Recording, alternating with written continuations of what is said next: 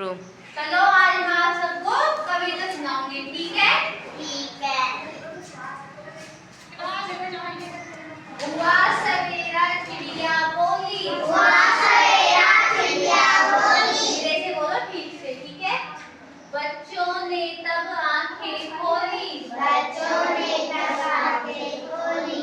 अच्छे बच्चे मंजन करते, अच्छे बच्चे मंजन करते, मंजन करके कुल्ला करते, मंजन करके कुल्ला करते, कुल्ला करके मुंह को धोते, कुल्ला करके मुंह को धोते, मुंह धो करके रोज नहाते, मुंह धो करके रोज नहाते, रोज नहाकर खाना खाते, रोज नहाकर खाना खाते, खाना खाकर पढ़ने जाते। खाना खाकर पढ़ने जाते।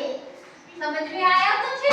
हाँ। जब सुबह होती है, सवेरा होता है तो चिड़िया बोलती है, बच्चे उठते हैं, मंजन करते हैं, नहाते हैं, खाना खाते हैं, फिर पढ़ने के लिए स्कूल आ जाते हैं। आप सब भी ऐसे ही करते हो ना? हाँ, ऐसे ही किया करो, ठीक है? सुबह जल्दी उठना चाहिए, अपने दांतों को साफ करना चाहिए। 5 बजे दिखते हैं। अच्छा, कोई बात नहीं, बहुत अच्छा। अब अब ये बताओ, ये कहानी सबको समझ में आ गई? हाँ।